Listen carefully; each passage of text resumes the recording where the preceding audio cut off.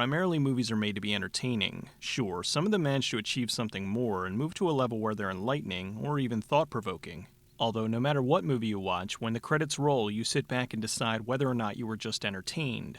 Sometimes I want to watch a movie that has so much depth to it that I'll be thinking about it for days.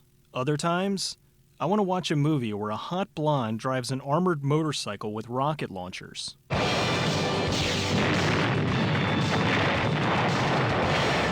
Cyclone's a 1987 action sci-fi movie from director Fred Olen Ray. The movie begins by driving into a brick wall. After that, a guy's driving a fancy futuristic motorcycle through the desert to some rockin' 80s synth pop.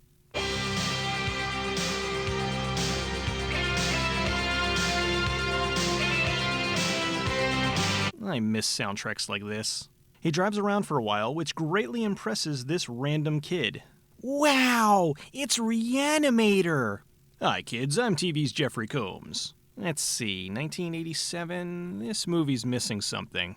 Ah, there it is. Outside of a porno, this could be the most gratuitous establishing shot I've ever seen. Carla and her friend Terry are at the gym exercising while Rick is getting ready to give a prostate exam. After the workout, Terry and Carla are in the locker room so we can get some random nudity. Terry's telling Carla her new boyfriend Rick is taking her out to celebrate him finishing a project. No shower today, Terry? No time. Well, that's just inconsiderate. She just worked out and is all sweaty and isn't even going to bother to get cleaned up before going out. Terry goes outside and runs into the traveling sexual harassment trio. Hey, I got some iron you can pump. You gonna show us around the gym, pretty lady? Carla gets rid of them by sending them inside where she works. Terry gets on the bike as a blonde, then transforms into a guy wearing a wig and drives off. She stops to get some auto parts from Mr. Googly Eyes. Look, I don't know that much about motorcycle parts, but I have a hard time believing that this is anything other than a random piece of metal. Oh, that's real English steel. Hand forged. Rarer than virgins at Hollywood High. Terry leaves the store and, these guys again? Tired of their shenanigans, she gives them a good beating. Terry finally makes it to Rick's house. He's been working on this motorcycle for a high-paying client. He expresses to Terry that he can only achieve an erection if she's quoting Einstein. Energy is not absorbed Come on. discontinuously Yeah? or continuously. Come on. I want it all. Terry gets ready and Rick tests his helmet-mounted lasers.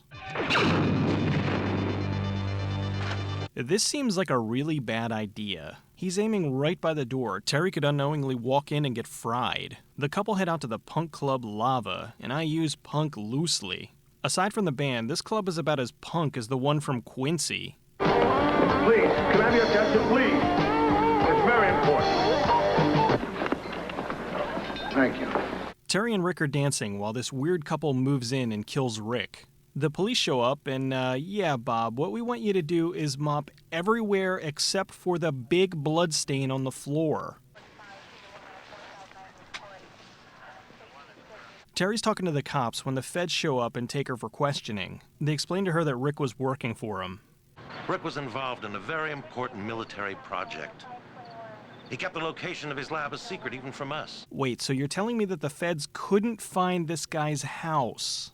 She doesn't want to tell them anything, so they give her a lift home to Rick's house. You know, the exact place they're looking for. Okay, so there's a secret entrance to Rick's garage, but I'm pretty sure a 5-minute sweep of the place would have uncovered it. Terry finds a recording Rick left for her explaining the basics of the Cyclone motorcycle. She seems pretty nonchalant for someone who's loading this thing with missiles. He tells her where to find the transformer, which is this super fantastic power supply for the bike.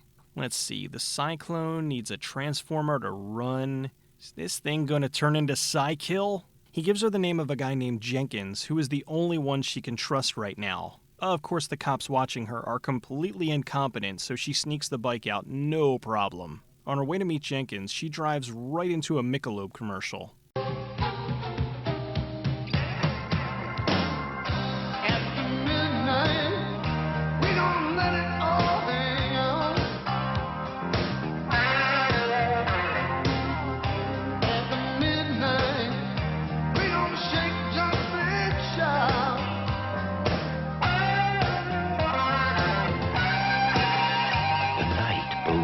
To Michelob.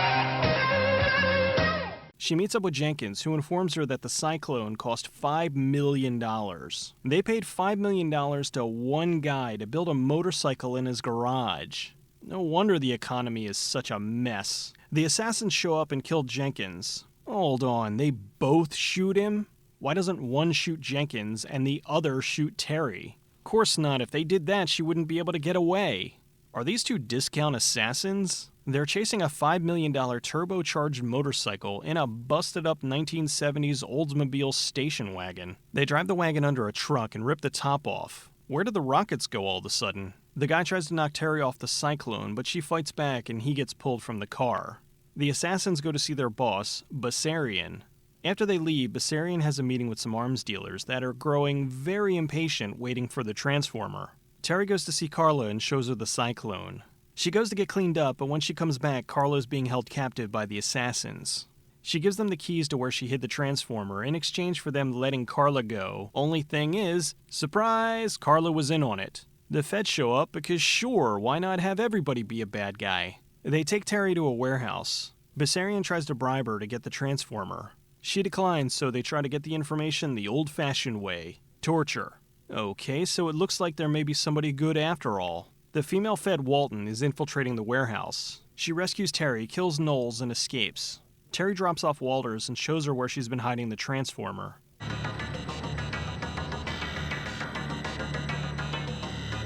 So nobody bothered to frisk her?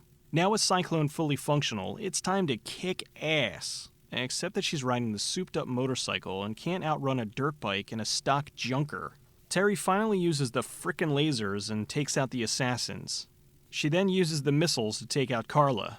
What is this, the A-Team? How is he still alive? I'll kill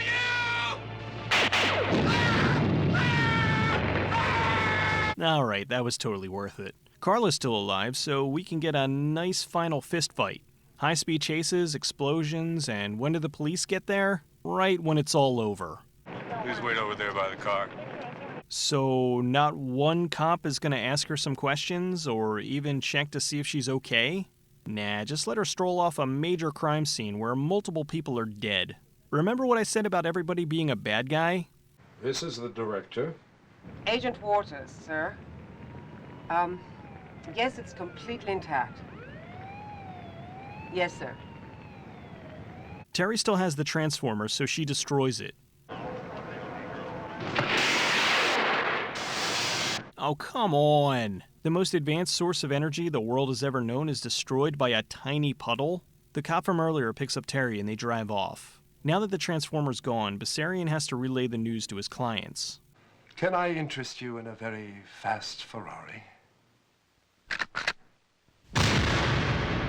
The movie was filmed mostly in Los Angeles, California, on a very small budget. Director Fred Olen Ray started his career making action movies like Armed Response and Commando Squad, as well as horror films like The Tomb and Scalps. He had a steady career with this until about the mid-90s when he switched over to doing mostly cheesy softcore movies like Bikini Drive-In and Attack of the 60-Foot Centerfolds for cable. Although now that Cinemax is moving away from these Skinemax movies they've been airing for the past 2 decades, Ray's switched genres again and is now directing the next easy moneymaker, direct-to-cable family films. It's really a shame. I wish he would go back to his roots of action and horror. He knew how to stretch a budget and make some very entertaining over-the-top B movies. I guess the home market is so saturated anymore that family movies must be the safe bet. Hell, ABC Family cranks out like 3 a month. The cast in this movie is ridiculous. First you have 80s sex symbol Heather Thomas, the always awesome Jeffrey Combs, former Bond girl Martine Beswick, classic actor Robert Quarry, TV heartthrob Troy Donahue, famous stuntman Dar Robinson, Bowery boy Hunts Hall, and future Oscar winner Martin Landau. Also to note is the mini Surf Nazis Must Die reunion of Michael Sony and Dawn Wildsmith. For the budget, they had some amazing stunts. This one with the car flipping off the bridge is awesome.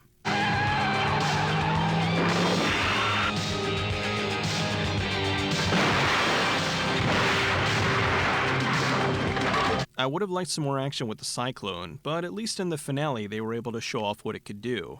Stuntman Dar Robinson's last 3 movies were this, Lethal Weapon, and $1 Million Mystery. All 3 were dedicated to him. While on the set of $1 Million Mystery, he was filming a routine stunt when something went wrong and he drove his motorcycle off a cliff to his death. He holds the world record for the highest freefall ever performed in a commercially made film. He jumped 220 feet from the Atlanta Peachtree Hotel in Sharky's Machine in 1981. As I said in the beginning of the video, this is not high art. It's a fairly basic tale that revolves around a souped-up motorcycle that, really, you don't see that much of. It's forgivable though, because the movie is a good time, and the cast is insane for such a small film. It's kind of like Knight Rider, only instead of a car, it's a motorcycle, and there's no Mr. Feeney. So really, I guess, it's more like Street Hawk. Bang your heads! Bang your heads! Bang your heads! Bang your heads!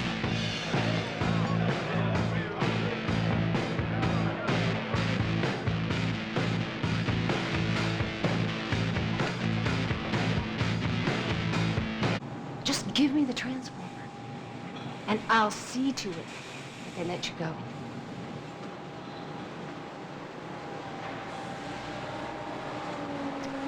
You're as plastic as your tits.